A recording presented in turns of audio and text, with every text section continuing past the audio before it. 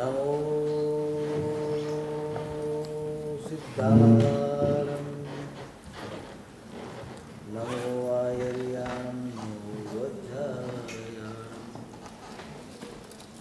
नमो ये सब्बसाहुनं तेषु पञ्चमुक्तारु सब्बपापणासनं मङ्गलानं च सब्बेसिं पदमं हवये मंगलम भगवान वीरो मंगलम गौतम प्रभु मंगलम तुलिभद्रार्या जैन धर्मो अंगूठे अमृत वसैलपिता भंडार गुरु गौतम नेशमरिये मनवांचित फलदाता अज्ञान निरांदानां ज्ञानांजन शलाकया नेत्रमुन्मीलितं येन तस्मै श्रीगुरवे नमः। ॐ ह्रीं श्रीं धरणेन्द्रपद्मावती परिपूजिताय श्रीशङ्खेश्वर पार्श्वनाथाय नमः। ॐ ह्रीं श्रीं जिरावली पार्श्वनाथाय रक्षां कुरु स्वाहा। ॐ ह्रीं श्रीं अहं नमीन पाशं सरवसौ जिनपुलिङ्ग ह्रीं श्रीं अर्हं नमः। ओम ह्रीं बटुकाय आपद्धारणाय गुरु बटुकाय ह्रीं ओम स्वाहा। ओम क्षां क्षीं क्षूं क्षैं क्षौं क्ष अत्रस्तु क्षेत्रपालाय नमः। क्षेत्रपालाय नमः। सद्गुरुदेवाय नमो नमः। प्रश्नोत्तरीનો કાર્યક્રम जैन शासन में स्वाध्यायना 5 प्रकारों बताव्या छे। वाचना, पृछना, परावर्तना, अनुप्रेक्षा अने धर्मकथा। वाचन करवुं, भणवुं, वाचना पछी पृछना, एकबीजाने प्रश्नों पूछवा, वारंवार ये प्रश्नों ने इस स्वाध्याय ने याद करो, इनु नाम पुनरावर्तन, परावर्तन। एना पर चिंतन करो अने ए चिंतन करता करता नवो ज पदार्थ ने प्राप्त करो, एने कहेवाय अनुप्रेक्षा।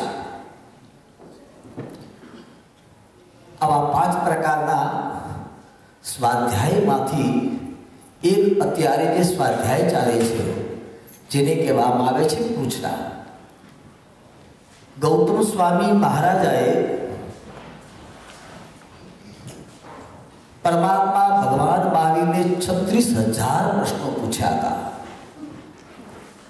36,000 प्रश्नों। ये 36,000 प्रश्नों आज पण अपनी पासे उपलब्ध है। परमात्मा ने वाणीनो एक आ प्रकार आशा करूँ छूँ कि आपने कोई पण प्रश्न एवा होय, एकाद प्रश्न करो पछी तो धीरे धीरे प्रश्नों प्रश्न घणा बधा निकळता रहेशे।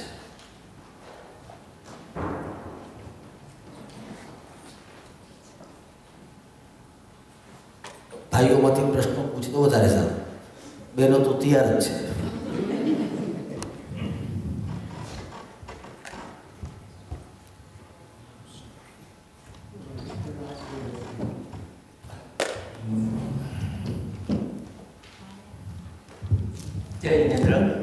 તમારા હમણાં જે શ્લોક આપે જે ઉચ્ચાર્યા શરૂઆતમાં એમાં આજ્ઞાનમ તિમિરાંધાનમ એ જે છે એ જરા એનું ભાષાંતર કરીને બરાબર માહિતી આપો તો જરા।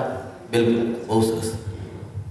અજ્ઞાન તિમિરાંધાનમ જ્ઞાનાંજન શલાકયા નેત્રમુન્મીલિતમ येन તસ્મૈ શ્રી ગુરુવે નમઃ। ગુરુને ઉપમા આપી છે। गुरु केवा होय, गुरुनु कार्य शू, गुरुनु लक्षण शू, अंधकारमांथी अजवाड़ा तरफ लई जाए एने कहेवाय गुरु। अनादिकाळનું જે પરિભ્રમણ જો થયું હોય તો અજ્ઞાનના કારણે થાય છે। અજ્ઞાન रूपी अंधकारना कारणे अनादिकाळथी आपणे अनंतकाळ सुधी भमता आव्या।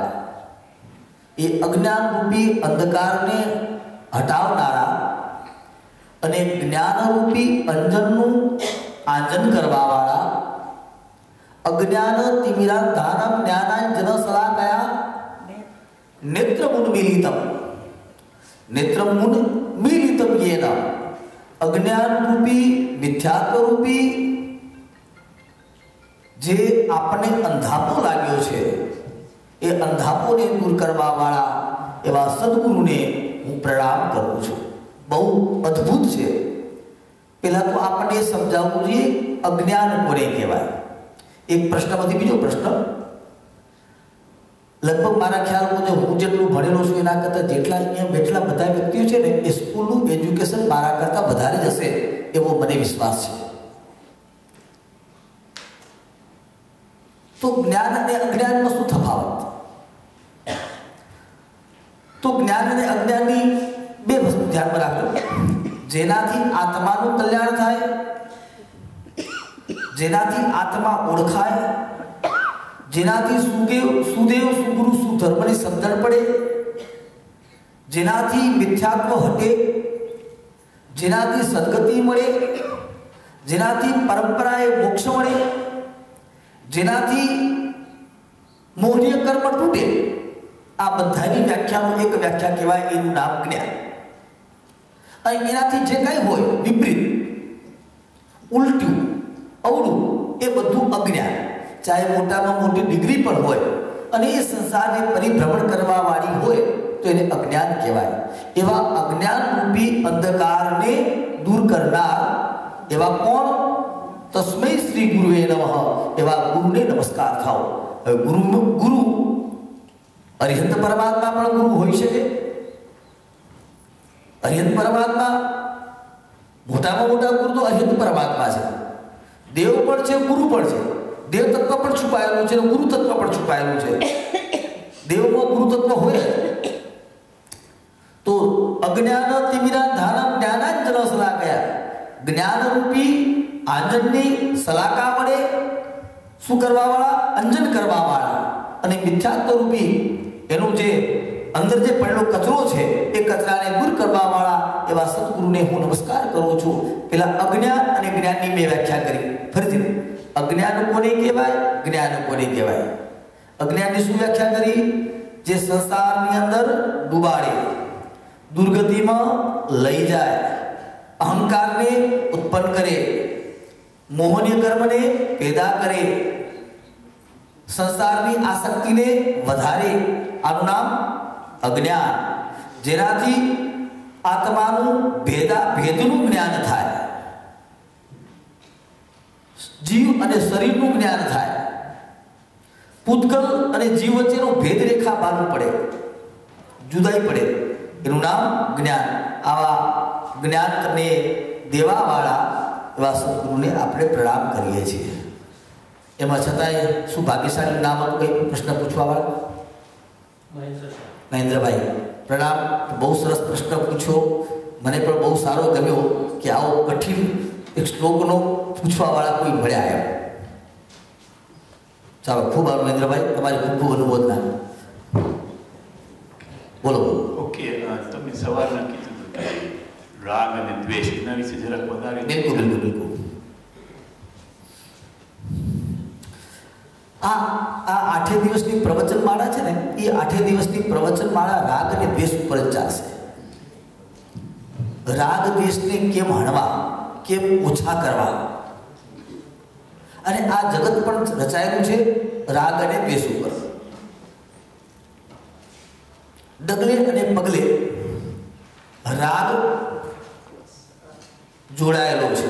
અને જ્યાં જ્યાં રાગ હોય ત્યાં ક્યાંક ને ક્યાંક દ્વેષ હોય ને હોય જ. મને આ પુસ્તક ગમે છે બહુ. આટલું પણ વાક્ય બોલીએ એટલે બીજા વાક્ય પ્રત્યે, બીજા બાજુના પુસ્તક પ્રત્યે લાગણી ઓછી છે એ આ વાક્ય ઉપરથી જ ખબર પડી જાય. મને આ શાખ બહુ ભાવે છે. ગુજરાતી હિન્દીમાં કેવું તો મને સબ્જી આ બહુ ભાવે છે, શાક બહુ ભાવે છે. શાક શબ્દ જે વાપર્યો અને એના ઉપર જે ભાર નાખ્યો તો તમને ખબર છે કે શાખ એ રાગની પરિણતિ કરે છે. એક તો રાગ એક એવો છે જે કહી શકાય છે, એક રાગ એવો છે જે કહી શકાતો નથી. આ તો તમને ખબર પડે છે. દુકાનમાં કાપડ લેવા માટે જઈએ અને મનપસંદ જે આપણું નામ આવતું એ નામ પૂછે કે આ કંપનીનું આ કાપડ છે તમારી પાસે, અને કાપડ આવતા જ આપણને આનંદ થાય, એ મળે તો જ આનંદ થાય. એ શેની ભૂમિકા છે? રાગની ભૂમિકા છે.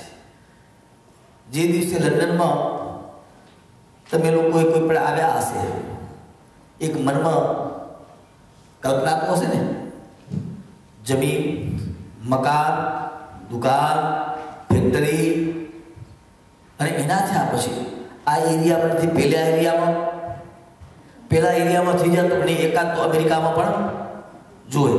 આ જે ભૂમિકાઓ શેના કારણે થાય છે? રાગના કારણે, મમત્વના કારણે, મારાપણાના કારણે. અને એ રાગની ભૂમિકા એટલી ઝીણી પાથરી છે કે એને સમજવી પણ મુશ્કેલ પડે, ડગલે અને પગલે. એટલા માટે શાલિભદ્ર મુનિ કલ્પના કર્યો, સુકુમોળ શરીર, જેને ખબર પણ નથી કે એના ઉપર રાજા હોય, એને ખબર પણ નથી હું એક કોઈનો સેવક છું, મારા ઉપર પણ ધણી છે, જેને આટલી પટરાણીઓ છે, શ્રેણી જેવો મહારાજા એને મળવા આવે છે. ત્યારે એની મમ્મીને કહે છે કે શ્રેણીને દુકાનની અંદર મોકલાવી દો, ગોડાઉનની અંદર મોકલી દો. આટલા અજાણ એવો સુકોમળ શરીરવાળો અને પરમાત્માના શરણમાં જેવો જાય અને એ શાલિભદ્ર દીક્ષા ગ્રહણ કરે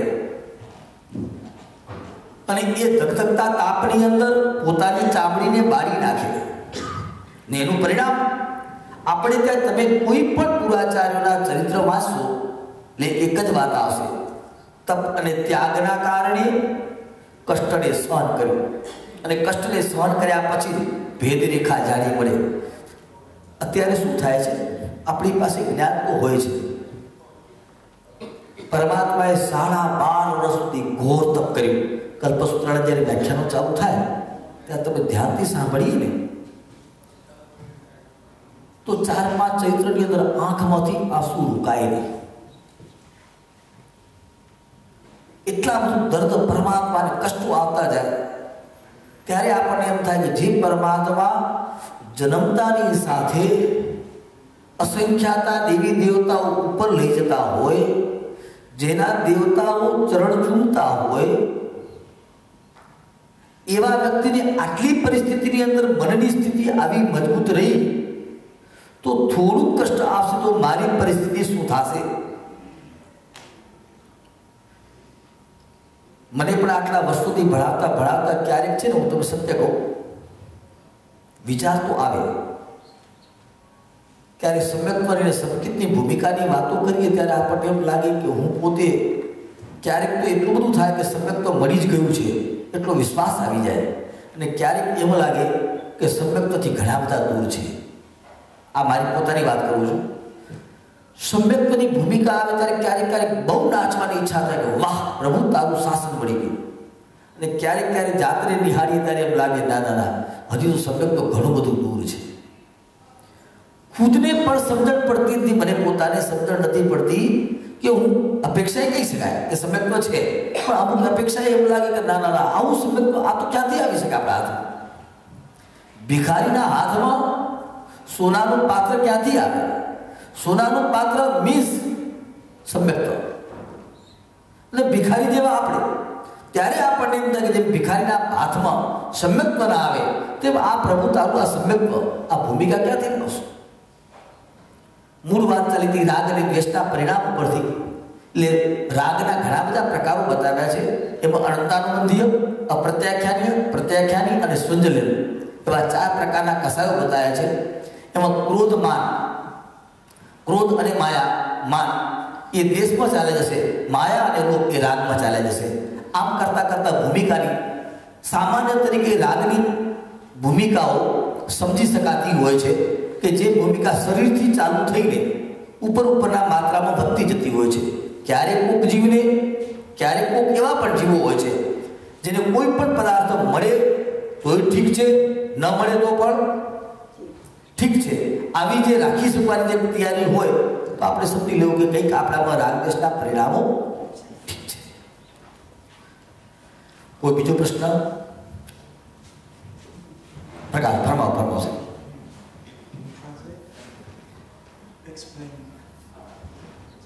Explain the meaning of karma and how we do karma. ગુરુજી, પ્રિયલભાઈએ પૂછ્યું છે કે કર્મનો મિનિંગ સમજાવો, કર્મનો અર્થ સમજાવો અને કર્મ કેવી રીતે આપણે દૂર કરી શકીએ. બરોબર છે. કર્મનો વિષય બહુ લાંબો છે. મારી પણ ભાવના હતી કે મારે એકવાર કર્મ વિશે ચલાવવું અને 8 દિવસ સુધી એના લેક્ચરો આપવા. કારણ કે જૈન ફિલોસોફી કર્મના સિદ્ધાંત ઉપર ચાલે છે. નથી અહીંયા કને જૈન શાસ્ત્રોના અનુસાર બ્રહ્મા, વિષ્ણુ અને મહેશ સર્જન કરવું, સંહાર કરવું, પાલન કરવું એ વાત જૈન ધર્મને માન્ય નથી. શા માટે પરમાત્મા આવું કરે? બ્રહ્માને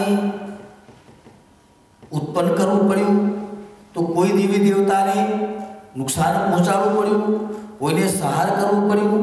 આવી એક માન્યતા જૈન ધર્મની છે. જૈન ધર્મ એમ કહે છે સ્વયં પોતે કરતા છો, સ્વયં ભોગતા છો અને સ્વયં કર્મના તમે નષ્ટ કરવાવાળા છો. કર્મ તમે સારું કરશો કે ખરાબ કરશો, તમે જે કાંઈ કરશો એનું ફળ તમારે જ ભોગવવાનું છે. બાંધનાર તમે છો, ભોગવનાર પણ તમે જ છો અને એને નાશ કરવાવાળા પણ તમે જ છો. આવું કર્મ છે. કર્મ એટલે શું? કર્મ એટલે આપણે જે કાંઈ કરીએ શુભ, સારી અથવા ખરાબ કરાતી પ્રવૃત્તિ. સાંભળો ફરીથી, સારી અચગુડ પછી શું કે ગુડનું શું કે શું બેડ. હા, સારી અથવા બેડ, સારી અથવા ખરાબ કરાતી કાયાની પ્રવૃત્તિ એટલે શરીરની પ્રવૃત્તિ, મનના વિચારો અને વચનના વિચારો. વચનનું બોલવું. બેઠા વિચાર કરીએ, આંખો બંધ કરીએ અને એને આંખો બંધ કરતા મનને દોડાવીએ. મનના વિચારો દોડે અને મન દ્વારા કર્મ બાંધે. મન દ્વારા કર્મ બંધાય. કોઈના માટે સારા ભાવો ભાવીએ. તીર્થંકર પરમાત્માનો પૂર્વભાવના જીવમાં એટલી બધી સુભાવના ભાવે. મારામાં એટલી ક્યારે શક્તિ આવે કે આ જગતના તમામ જીવોને સુખી કરી દઉં, તમામ જીવોને મોક્ષમાં મૂકી દઉં, તમામ જીવોને સમ્યક્ત મળી જાય, તમામ જીવોને સુખ જ મળે, દુઃખ મળે જ નહીં. આવી ભાવના ભાવવાથી એ પોતે શું બને છે? તીર્થંકર પરમાત્મા બને છે. મનથી, વચનથી, કાયાથી સારી અથવા ખરાબ કરાતી પ્રવૃત્તિઓને અને એના દ્વારા આત્મા સાથે બંધાતું એક વર્ગણા, એ વર્ગણા જે એકમેક થઈ જાય છે એનું નામ જ કર્મ. ફરીથી, જેમ કે શરીર ઉપર તેલ લગાડ્યું હોય, ઓઇલ લગાડ્યું હોય અને એ વ્યક્તિ બહાર નીકળે તો રસ્તા ઉપર ઉડતી ધૂળ, માટી એ શરીર સાથે છૂટી જશે. એવી જ રીતે આત્માની સાથે કારમણ વર્ગણા નામની એક વર્ગણા છે. એ વર્ગણા મતલબ એક પ્રકારની ધૂળ છે, એક પ્રકારની માટી છે. તમારી ભાષામાં સમજાવવા માટે આ જગતમાં પડી છે જે હું અને તમે જોઈ શકતા નથી. તીર્થંકર પરમાત્માઓ, કેવલદાની પરમાત્માઓને એ માટી, એ ધૂળ, એ રજત, એ વર્ગણા દેખાય છે. જ્યારે આત્મા સાથે એકમેક થઈ જાય છે એનું નામ કર્મ પડી જાય છે. એ કર્મ પાછું ઉદયમાં એટલે ભોગવવું પડે છે. આત્માથી છૂટવું પણ પડે છે. આત્મા પવિત્ર પણ બને છે, સંસારમાં રખડે છે. એ જ કર્મ. તમે આજે ઔષધ કર્યો ને, આજે ઔષધ કર્યો તો તમે આજે ઘણા આવતા કર્મને, જે કર્મને આવવાની જે જગ્યા હતી એની તમે દરવાજાઓ બધા બંધ કરી નાખ્યા. સામેનું ડોર બંધ છે, એ ડોર બંધ કર્યું, અંદર હવા નહીં આવે. ઉપરથી પ્રકાશ આવે છે પણ હવા નથી આવતી. કારણ તો તમે દરવાજો બંધ કર્યો.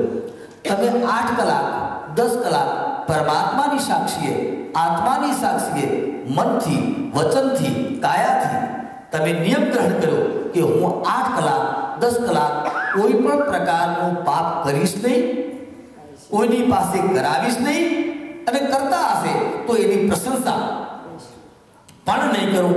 આનું નામ આજે તમે અટકાવ્યું. એટલે તમારા આજે કર્મબંધ બહુ ઓછા. બહાર બેઠા કે હું તમે લોકો બધાથી ઓછા કર્મવાન છો.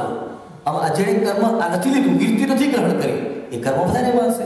પરમાત્માએ કર્મ બાંધવાની પદ્ધતિ પણ બતાવી અને કર્મ રોકવાની. એમાંથી એક કર્મ હતું છે મોહનીય કર્મ, અને એ જ આપણે પરેશાન કરે.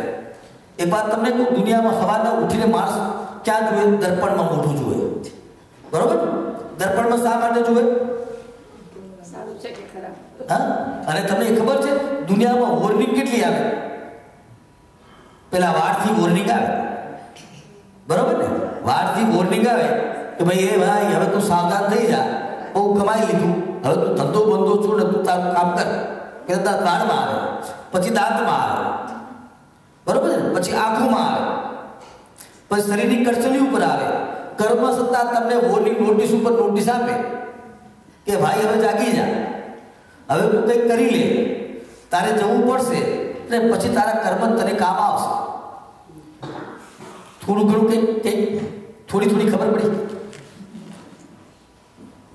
હજી લઈ જાઉં કોઈ એમાં કઈ પ્રશ્ન? જે આટલું બોલ્યા છે એમાં કઈ પ્રશ્ન હતો? બોલો જેટલું બોલાવું છે એમાં. તો એનું થોડું વધારે ઉદાય કરવું. ફરમાવશે. કર્મ બંધાઈ જાય છે ન ઈચ્છીએ તો બી. હા, એને કેવી રીતે બચાવતા હોય? કર્મને બંધાઈ જતા હોય એને અટકાવવા માટે આત્માની જાગૃતિ, સતત ચિંતન. લંડન ફરવા અમે ગયા, મારી વાત કરું છું. એ ફરવા ટાઈમે હું અનુમોદના કરું, આ અનુમોદના મને પાપ લગાડે. પછી એ ટાઈમે હું આત્માને તત્વચિંતન દઉં કે આ જે મોટી મોટી બિલ્ડિંગોમાં રહેલા પથ્થર, એ આત્મા તું આ પથ્થરમાં પણ જઈ આવ્યો, આ તું સિમેન્ટમાં પણ જઈ આવ્યો, એની અંદર લાગેલું લોખંડ છે એમાં પણ તારો જન્મ થઈ ગયો. જે બિલ્ડિંગ ઊભું છે એની અંદર તે અનંતી વાર આત્મા તે જન્મ ગ્રહણ કરી લીધો. આ પ્રશંસા કરવા જેવું કંઈ નથી. એ આત્મા તું મોહ ન પામ, આટલી પણ શિખામણ પોતે પોતાને આપે તો કર્મથી બચી શકે. ને એના માટે આત્મજાગૃતિ ક્યારે રહે? તમને પોતાને સમજણ હોય. હવે એક વાત તમને કહું, ઇન્ડિયામાં તમે ગાડી ચલાવો ને, તમને કાંઈ ટેન્શન ખરું? અને વધારે ખબર તો ખીચામાં હાથ નાખો, 50 રૂપિયાની નોટ કાઢો, તમને કોઈ તકલીફ ખરી? હવે અહીંયા તમે ગાડી ચલાવો, તમારે કેટલું ધ્યાન રાખવું પડે?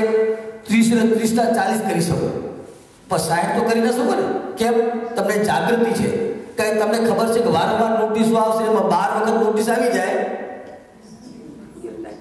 બરોબર ને? કાલે યોગેશભાઈ પણ આવું શીખામણ આપતા હતા, એટલે મને ખબર છે, એટલે બધું મેં જાણી લીધું એમ. એટલે મને ખબર પડી. મેં કીધું આ બધું કેમ તંત્ર ચાલે છે? એ જાગૃતિ એટલા માટે છે, આપણને ખબર છે કે આપણને દંડ પડશે, દંડ ભરવો પડશે. અને 12 વખત જો દંડ ભરી ગયો તો લાયસન્સ જપ્ત, એ ખબર છે. માણસ કેવો સાવધાન થઈ ગયો. બસ એ જ પ્રશ્ન અહીંયા લગાડો. હે આત્મા, તું અત્યારે મોજ કરે છે, ખાય છે, પીએ છે, તને એમ થાય છે તારા વગર આ દુનિયા ચાલવાની, તારા મગજમાં એટલો બધો ભાર છે કે હું ન હોઉં ને તો થાય જ નહીં. આવું મનની અંદર તારી ભાવના છે. આ જગતમાં તું જઈશ ને પછી ચોથા દિવસે તને કોઈ યાદ પણ કરવા વાળું નહીં મળે. તો હે આત્મા, તું સાવધાન રહે, તારા કર્મ તારે જ ભોગવવા છે. આવી સતત ટકોર આત્માને કરતા જાય અને આખા દિવસના શુભ અને અશુભ વિચારનું નિયંત્રણ કરે. તો હું એમ માનું છું કે માણસ પોતે પોતાના કર્મને રોકી શકે છે. બને ક્યારેક આપણને ચાલતા થોડુંક કંઈક લાગી જાય તો પણ દુઃખ થઈ જાય, તરત માણસ વિચાર કરવો જોઈએ એનો કોઈ દોષ નથી, મારા કર્મ ઉદય, મારા કર્મનો ઉદય કે જેના કારણે એણે મારી સાથે આવો વ્યવહાર કર્યો એ ચૂકતે થઈ ગઈ. ખબર આ જે ભાવ જો પેદા થઈ જાય તો આપણું ઘણું સરસ કામ થઈ જાય. આને કહેવાય આત્મજાગૃતિ. આત્મજાગૃતિ રાખવા માટે સતત એ વિચારો ઉપર જોવાનું, નજર કરો, ખ્યાલ આવી જશે.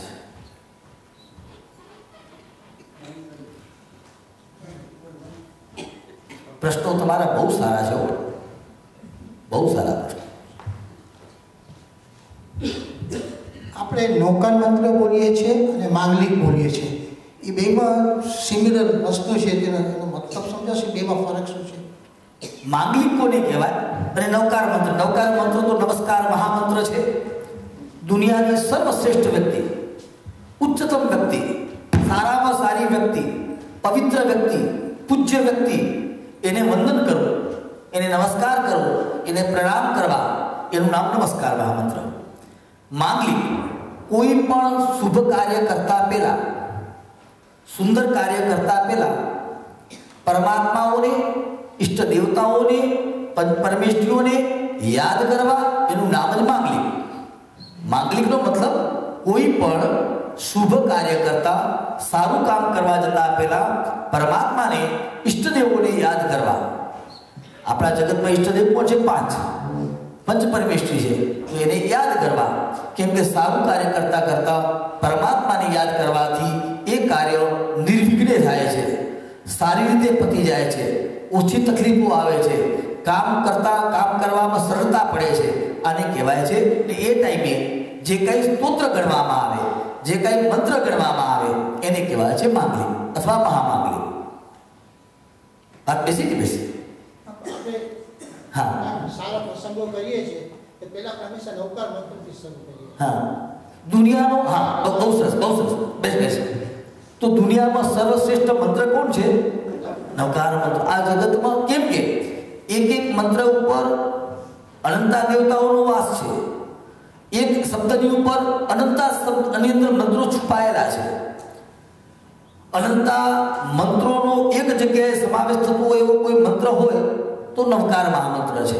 અને સર્વશ્રેષ્ઠ હોવાના કારણે બધાથી પહેલા કોને યાદ કરીએ છીએ? નવકાર મંત્ર. એના પછી યોગ્ય લાગે અને જે વ્યક્તિએ પોતાને જે કોઈ સ્તોત્રને વારંવાર ગણીને સિદ્ધ કર્યું હોય એને એ સ્તોત્રને બીજી વાર સંભળાવે છે.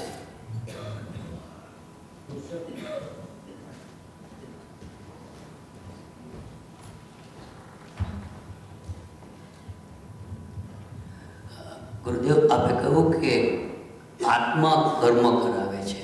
આત્મા કરાવે છે કે શરીર કરાવે છે કે મન કરાવે છે? આ મને ચોખવટ ના થઈ. આત્મા સાથે 5 ઇન્દ્રિયો અને મન, 5 ઇન્દ્રિય અને મન જોડાયેલું છે.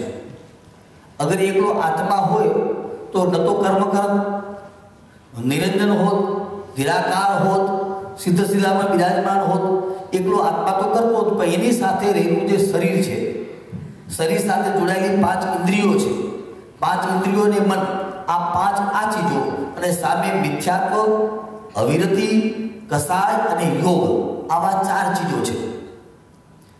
એકબીજાના સહયોગથી વધારે નુકસાન આપવું કર્યું હોય તો મિથ્યાત્વએ, એના પછી બીજું કામ કર્યું અવિરતિએ, એનાથી ઓછું કામ કર્યું કસાયે, અને એનાથી ઓછું કામ કર્યું યોગે. આજે 4 મુખ્ય કારણ અને 5 ઇન્દ્રિયો અને છઠ્ઠું મન, આ બધા ભેગાનું મિશ્રણ થઈને જે કંઈ કર્મ બંધાય, વૈસે તો આ બધું કસાયમાં આવી જશે, કસાયમાં આવી જશે, મન વચન કાયા યોગમાં આવી જશે. તો આ બધા ભેગા થઈને આત્માને બીજી જગ્યાએ લઈ જાય કે જેના કારણે કર્મ બંધાયા જ કરે. સમયે સમયે કર્મ બંધાવાનું છે, ચાહે શુભ અથવા અશુભ. અત્યારે તમે મને પ્રશ્ન પૂછો છો, હું પ્રશ્નનો જવાબ આપું છું. અત્યારે પણ કર્મ બંધાય છે, પણ એ કર્મ અગર મન એની અંદર સ્વાધ્યાયમાં છે તો શુભ કર્મ બંધાશે, અને એ ટાઈમે આપણા વિચારો બીજે ક્યાંય જતા હોય તો અશુભ કર્મમાં બંધાય. પણ કર્મ તો બંધાવાનું, કર્મ ચાલે જ કરશે. એકી સાથે અસંખ્યાતા વર્ણના પૂતગલોના સમૂહ આત્મા સાથે ચોટ્યા કરે અને એ ખર્યા પણ કરે. વાદળા બંધાય પણ ખરા, વિખરાય પણ ખરા. કર્મ આવે પણ ખરું, કર્મ જાય પણ ખરું. અમુક કર્મ નિકાસ છે તો ભોગવવા પડે, અમુક કાર્ય થોડો પ્રયત્ન કરો, નિમિત્ત આપો, ખંખેરાઈ જાય. આજે તમે ઉપવાસ એકાદશીનું કર્યું, કેટલા કર્મના ક્ષય કર્યા છે. કેમ? તો કે મન વચન કાયા અને ઇન્દ્રિયોને રોક્યા. આજે રોક્યા તેનું પરિણામ દેખાશે.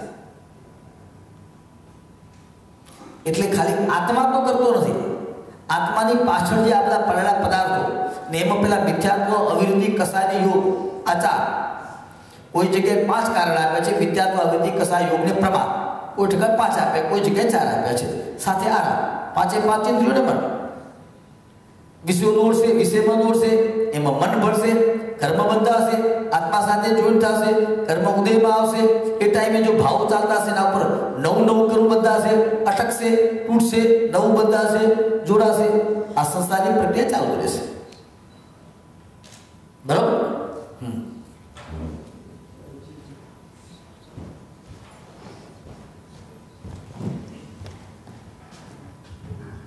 જીનેન્દ્રભાઈ, તમે પૂછ્યું તો આપણે જે નૌકારના 5 કલરની સ્કીમ છે એ કેવી રીતના છે અને કેવી રીતના રચાય છે અને એના મતલબ શું થાય છે? એવરી ડે ઇઝ ડિફરન્ટ નૌકા ઉપરથી. દેશના તિરંગામાં 3 કલર છુપાયેલા છે. દેશના, ભારત દેશના તિરંગામાં 3 કલર છુપાયેલા છે, રંગ છુપાયા છે. લંડનના ધજાની અંદર 2 કલર મારા ખ્યાલમાં છુપાય છે, લાલ, રેડ અને વ્હાઈટ. બરોબર?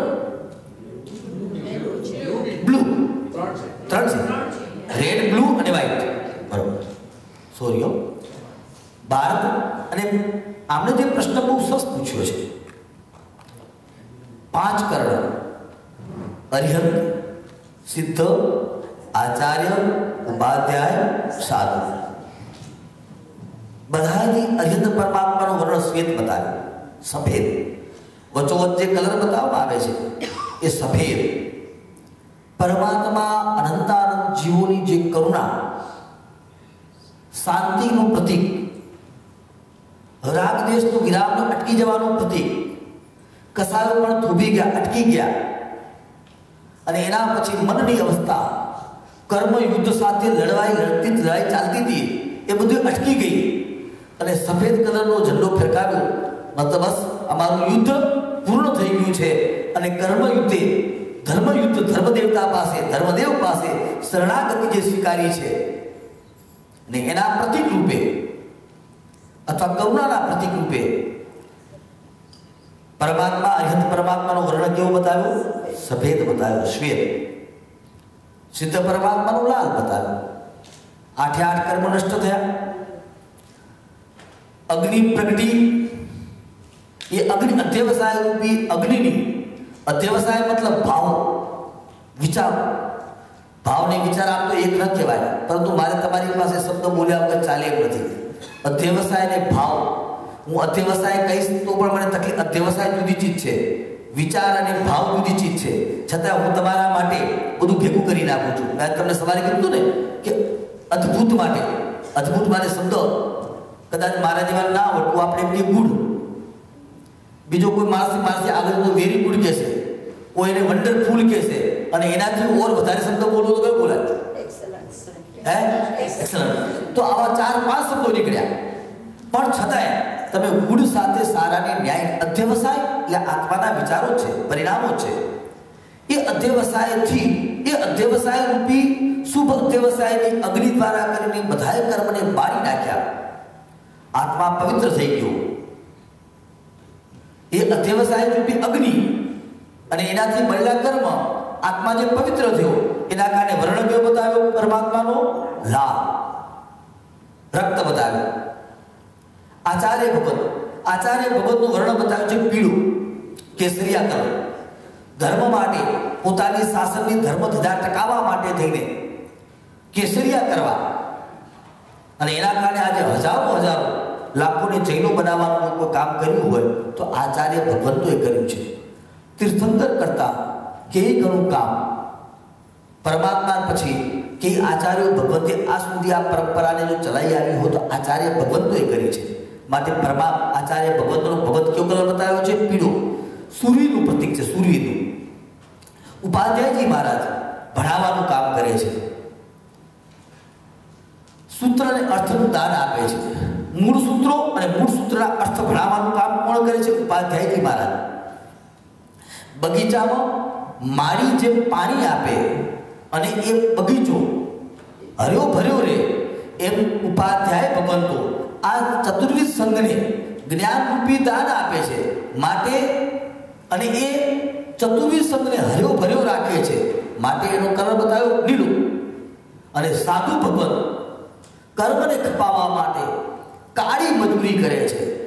ઉઘાડા પગ વિહાર કરવાના, કેસનું લોચન કરવાનું, કષ્ટોને સહન કરવાના, કઈ દિવસો સુધી એના કપડાને મેલ કાઢવાનું નહીં, ખૂબ કષ્ટોને સહન કરવા, મજૂરી કરવાની, મજૂરી જેવું કામ કરે છે. એટલે સાધુ ભગવંતનો વર્ણ કાળા બતાવ્યો, અથવા કૃષ્ણ એવા વર્ણોને લડવા માટે યુદ્ધો બનાવ્યો. કાળા કર્મ પણ કાળા છે. એ કાળા કર્મને લડવાના એવા જાણે બહુ કાર્ય કરવું પડશે. સવારના પડી લેવાણ, પ્રતિક્રમણ, ગુજરી લેવા જાવી, સાધુમાં કુમારની વ્યાવચ્છ કરવી, સ્વાધ્યાય કરવો, તપ કરવો, જપ કરવો, આવી કાળી મજૂરી કરે છે. એટલા માટે સાધુ ભગવતનો વર્ણ કેવો બતાવ્યો?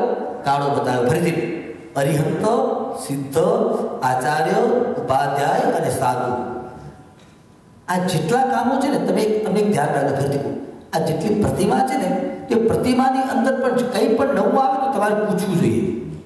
આવું કેમ? તમને કોઈ વિચારે ભગવાનની વચ્ચોવચ્ચ જુઓ તમે, આ એક અને મોટો ભાગ છે, આટલો મોટો ભાગ છે. આમ તમને વિચાર આવવો જોઈએ આ શું છે? આપણે ત્યાં આવું હોય તો મને એમ લાગે છે આ હું નાકોડાથી આવ્યો છું ને મારા અહીંયા કને આટલું બધું હોય તો મારું તમે વ્યાખ્યાન આપો કે અહીંયા જો સાચું બોલજો. શું કરો તમે? ભગવાને આવું મોટું દેખ્યું, કોઈ દી આપણે જોયું કે આમ કેમ?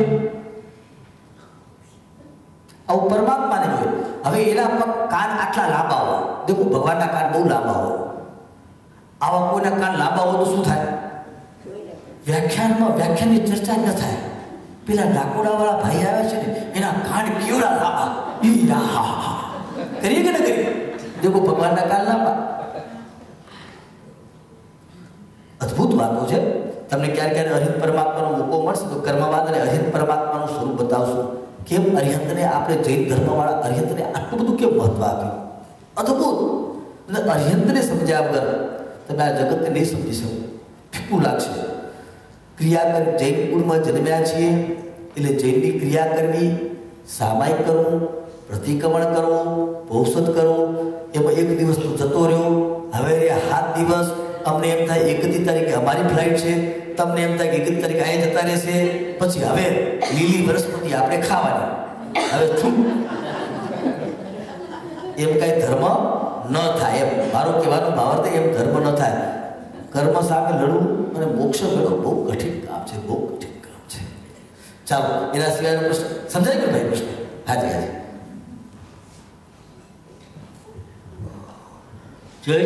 જયજીને પ્રાપ્ત થાય. ગુસ્સાને કાબુમાં રાખવા માટે સહેલામાં સહેલો રસ્તો કયો? બહુ સરસ, બહુ કઠિન કામ છે. તમને કહું આમ તો લંડનવાળા વ્યક્તિઓને ગુસ્સા કરતા મેં જોયા જ નથી. હા, લંડનવાળા વ્યક્તિઓને આમ સામાન્ય જ હું એમ માનું છું. હવે કોઈ અપવાદ હોય 10-15% કોઈ રહી જતા હોય તો અલગ વાત છે. ઇન્ડિયામાં તો છે ને ગુસ્સો અહીંયા જ ભરેલો હતો. હા, તમે હું તો તમારા ચહેરા હસતા જોઉં ને હું પોતે થાક ઉતરી જાય બાપ. એમણે જે પ્રશ્ન પૂછ્યો ને ગુસ્સો, હવે ગુસ્સામાં શું થાય? શા માટે ગુસ્સો આવે છે પેલા આપણે એ સમજીએ. બહુ સમજવા જેવું. પોતાનું પુણ્ય ઓછું પડતું હોય, આપણે જે પ્રમાણે ઈચ્છતા હોઈએ એ પ્રમાણે જ્યારે ન થાય ત્યારે આપણે શું આવે? આપણે કોઈનું કામ કરતા હોઈએ અને કરીને થાકી જતા હોઈએ, પણ પેલાના મોહમ્મદી શાબાશીનો ઠેક કહેવાનો શબ્દ ન નીકળે, થેન્ક્સ એટલો શબ્દ ન નીકળે. કેવું થાય? બરોબર ને? તો સ્વાભાવિક છે કે ઘણી વખત આપણા હાથમાં જ્યારે ન હોય અને બહુ ગુસ્સો આવ્યો હોય તો પેલા તો એક ત્યાંથી હટી જવું બેસ્ટ ઉપાય. ત્યાંથી એ જગ્યા છોડી દો. એક બીજું પડે તો તાત્કાલિક ઠંડુ પાણી પી લો.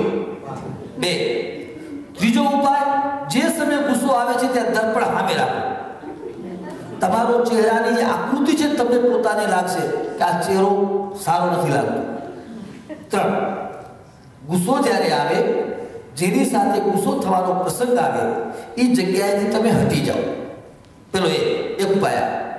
બીજો ઉપાય, જે સમયે ગુસ્સો આવી રહ્યો છે એ ટાઈમે ઠંડુ પાણી પીવું. પાણી તમે 1-2 ગ્લાસ પી જશો, ઠંડો થઈ જશે. 2 ત્રીજી વાત શું બતાવી તમને? હા, દર્પણ જુઓ. દર્પણ તો કઈ અમે ગુજરાતમાં હો તો પાકીટ લઈને આવે તો તેની અંદર હોય લેડીઝો ને.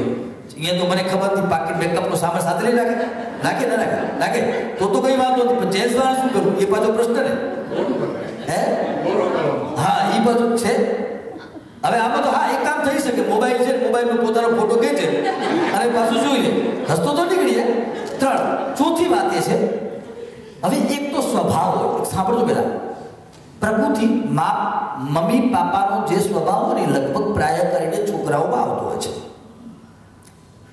માતા પિતાના જેવું નેચર હોય એવું નેચર લગભગ, જેને જૈન શાસ્ત્રોમાં એમ કહે છે પ્રાય કરીને, પ્રાય શબ્દ વાપરો છે. પ્રાય કરીને એટલે લગભગ, મોટા ભાગે એ દીકરાઓમાં એ સંસ્કાર આવતા હોય છે. તો એવો જ્યારે સ્વભાવ પડ્યા તો એને સુધારો થોડો ભારે પડતો હોય છે.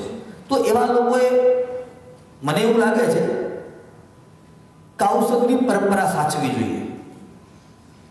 થોડાક ધ્યાનની પ્રક્રિયામાં ઉતરવું જોઈએ. ધ્યાનની પ્રક્રિયામાં ઉતરે તો મને એમ લાગે છે ગુસ્સો ઘણી વખત એના કારણે પણ શાંત થતો જોવા મળે છે. ધ્યાનની પ્રક્રિયા અપનાવવામાં આવે તો 100%. પછી છે ને માણસે હવે આવી દુનિયા, બીજું છે ગુસ્સા કરવાવાળું લગભગ પ્રાય કરીને પ્રિય થતો નથી. જેને દાંત 24 કલાક હસતા હોય ને, હસમુખલાલ હોય ને, શું નામ નથી નહીં સમજ્યા? હસમુખલાલ એટલે સમજો છો ને? હસતા મોઢાવાળાને હસમુખલાલ કહેવાય. હસમુખલાલ જે હોય ને એની પાસે બધા બેસે અને આમ કરીને મોઢું હોય ભાગી જાય. હવે આવું મોટું કરીને કોઈ પીરસવા આવે તમને ખાવું ભાવે ખરું? અને હસમુખલાલ જેવો ચહેરો હોય, તમારે એક રોટલી ન લેવી તો લેવી પડે. બરોબર છે ને?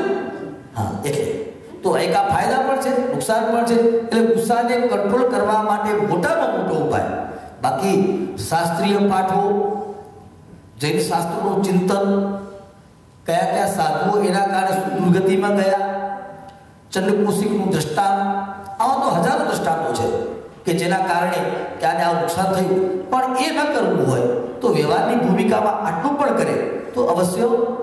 પણ હું એમ માનું છું કે એટલી માણસને ખબર પડે કે મારાથી ગુસ્સો મને બહુ આવે, આટલી પણ ખબર પડે તો એ માણસ બચવાનો સંપૂર્ણ ચાન્સ છે.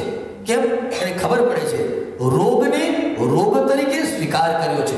ત્રીજી વાત, એવો વ્યક્તિ સવારના નાસ્તામાં એપલ ખાય, સફરજન, તો એનાથી ગુસ્સાની સાથે આ નસો છે ને, એ નસો ઉપર જો પૂરું ટોનિક મળે તો એમ કહેવામાં આવે છે કે એપલ ખાવાથી ગુસ્સો હલકો થાય છે. સવારના નાસ્તામાં એને ઉપરથી ટુકડા કરીને ન ખાવ, ડાયરેક્ટ ખાવ. વૈજ્ઞાનિક કારણો જે સાયન્સ જે હોય તે, પણ એવી રીતે ખાવાથી, રોજ એપલ ખાવાથી પણ ગુસ્સો ધીમે ધીમે શાંત થઈ જાય છે. આવા 4 કારણો મેં તમને આપ્યા. થોડો ઘણો સંતોષ થયો સાહેબ? હાજી સવાલ એ હતો હાજી સાહેબ, કે મામૂલી માણસ જે હોય જેને એકદમ આ બધી વાતની ખબર ન હોય એ શું કરે? એના માટે મેં અત્યારે જે બતાવ્યા, મેં 4 પ્રયોગો બતાવ્યા, આ રીતે બતાવ્યા. મેં જૈન શાસ્ત્રો પ્રમાણ તો પછી બતાવ્યા, પણ મેં તમને 4 ઉપાય બતાવ્યા. કોઈ બી માણસને ગુસ્સો આવે તો એને પોતાને ખબર હોતી કે મારું પુણ્ય ઓછું પડે છે. લગભગ પ્રાય કરીને ગુસ્સો એને જ આવતો હોય છે. દરેક કામમાં તકલીફો પડે, દરેક કામમાં. ગવર્મેન્ટના કામમાં જાય તો એ બચાવ રખડી થાકે. ઇમિગ્રેશન જાય બધા જવા દે, એને પકડે. સમજ્યા તમે? એને જમવા માટે જવું હોય તો રસોઈ ખાલી થઈ ત્યારે માંડ પહોંચે. પીરસવામાં છેલ્લો બેઠો ત્યારે એક છેલ્લી ઓલું તપે ઓલી થાળી ખાલી થઈ જાય.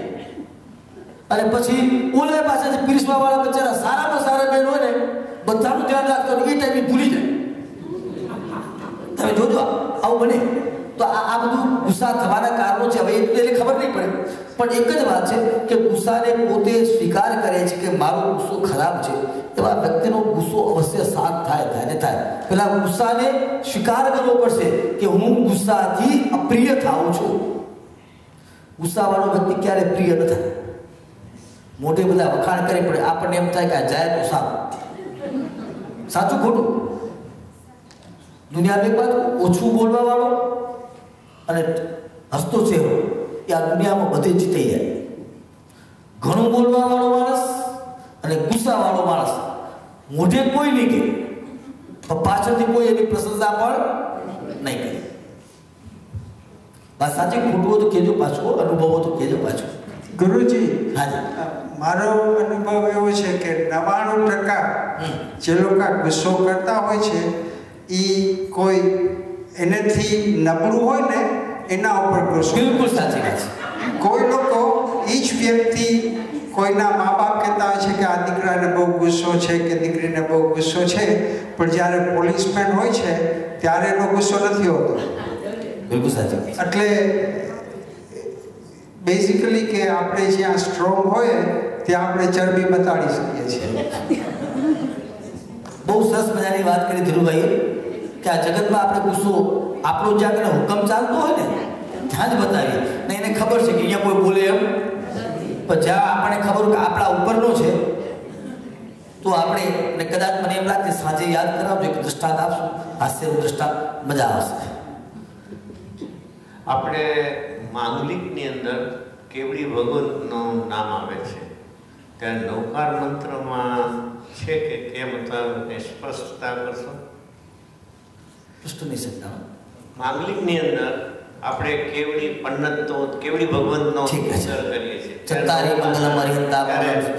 ત્યારે નૌકારની અંદર કેવડી ભગવંતનો કાંઈ ઉલ્લેખ છે નહીં, એ માટે સ્પષ્ટતા. બહુ સરસ પ્રશ્ન, એટલો બધો બહુ સારો આપ્યો છે. આપણે ત્યાં 4 પ્રકારના મંગલ છે. ચત્તારી મંગલમ, 4 પ્રકારના મંગલ, અરિહંતા મંગલમ, સિદ્ધા મંગલમ, સાહુ મંગલમ. એને કેવલી ભગવંતે બતાવેલો ધર્મ મંગલમ, કેવલી પન્નતો ધમ્મ મંગલમ. 4 પ્રકારના ઉત્તમ જીવ બતાવ્યા. ચત્તારી લોક ઉત્તમા, 4 પ્રકારના લોકમાં ઉત્તમ એવા જીવો છે. અરિહંતા લોક ઉત્તમા, સિદ્ધા લોક ઉત્તમા, સાહુ લોક ઉત્તમા, કેવલી પન્નતો ધમ્મો લોક ઉત્તમો.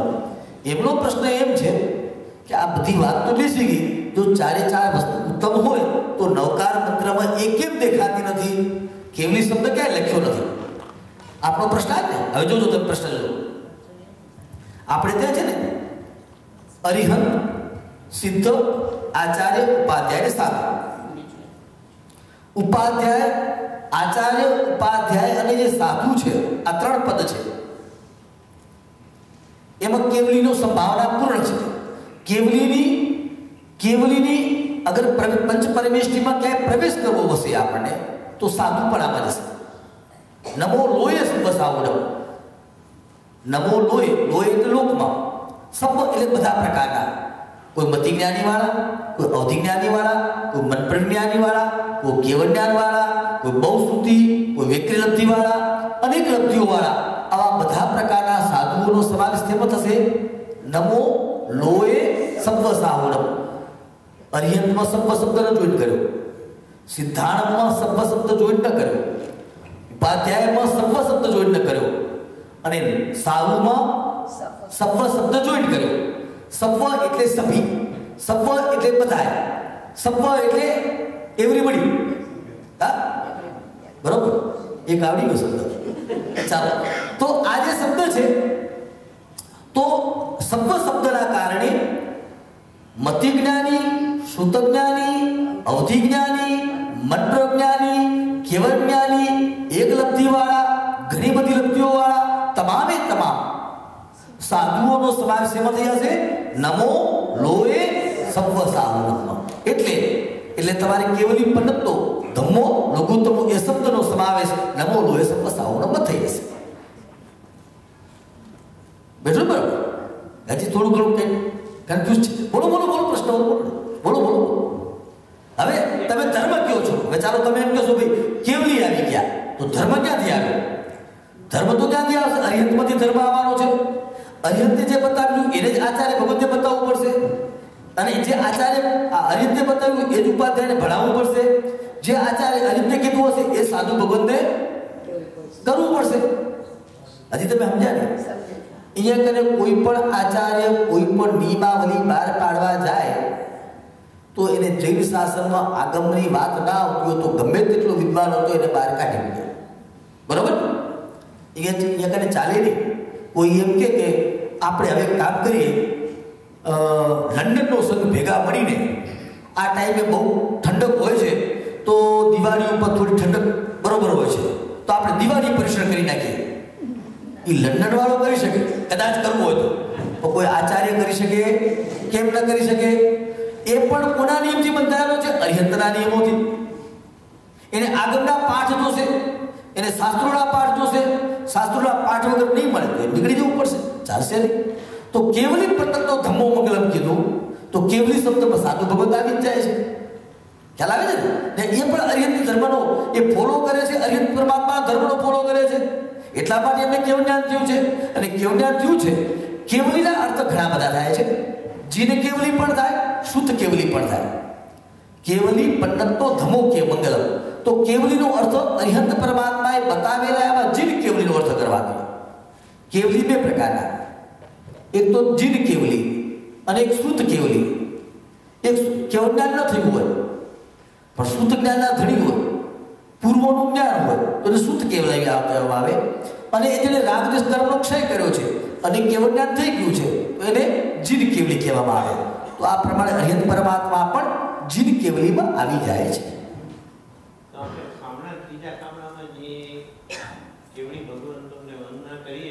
દાખલા તરીકે બોલો એટલે મને ખ્યાલ આવશે. મને આવડતું બોલો.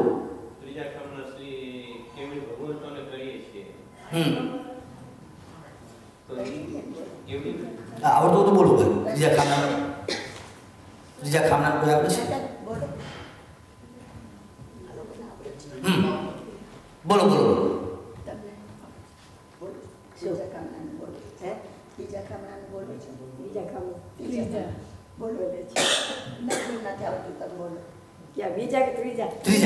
ત્રીજા બોલો.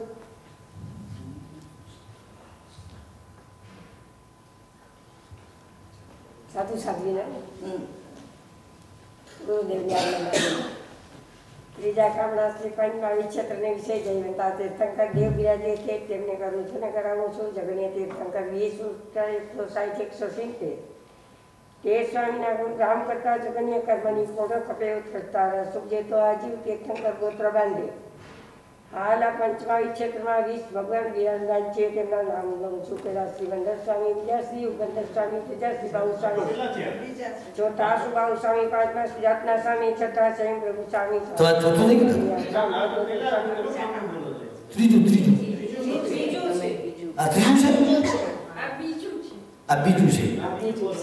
બીજું સિદ્ધ ભગવાનનું હોય. હા, હું એટલે કહું છું બીજું સિદ્ધ ભગવાનનું આવે.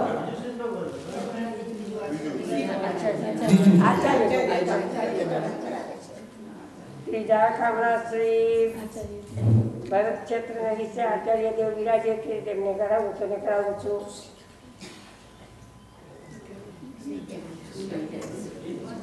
સરસ સરસ સરસ.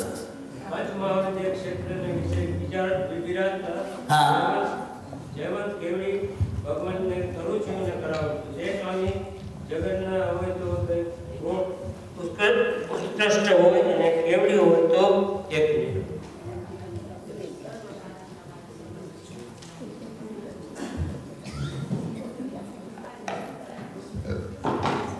ત્રીજા કામના પંચમહાવિદ્ય ક્ષેત્રને વિશે બિરાજતા જયવંત કેવડી ભગવાનને કરું છું અને કરાવું છું.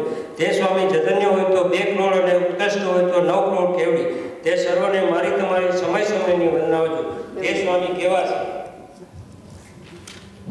મારા તમારા મનની વાત જાણી દેખી રહ્યા છે, ઘટઘટની વાત જાણી દેખી રહ્યા છે, સમય સમયની વાત જાણી દેખી રહ્યા છે, 14 રાજલોક અંજલિ જલ પ્રમાણે જાણી દેખી રહ્યા છે. તેમને અનંત જ્ઞાન છે, અનંત દર્શન છે, અનંત વીર્ય છે, અનંત ચારિત્ર્ય છે, અનંત તપ છે, અનંત ધૈર્ય છે, અનંત વીર્ય છે, 6 ગુણે કરી સહિત છે. 4 ઘરમાં ગંગનાથી ક્ષય કર્યા છે, બાકીના 4 ઘરમાં પાતળા પાડ્યા છે. મુક્તિ જવાના કામી થતા વિચારે છે, ભવ્ય જીવોના સંદેહ માંગે છે. સંજોગી સશરીર કેવળ જ્ઞાની કેવળ દર્શની યથાખ્યાત ચારિત્ર ધારણાર છે. ક્ષાયિક સંકેત શુક્લ ધ્યાન શુક્લ લેશે શુભ ધ્યાન શુભ યોગ પંડિત વિજય આદિ અનંત ગુણે કરી સહિત છે. આવી ગયો કે હજી આમાં તમારો પ્રશ્ન શું હતો?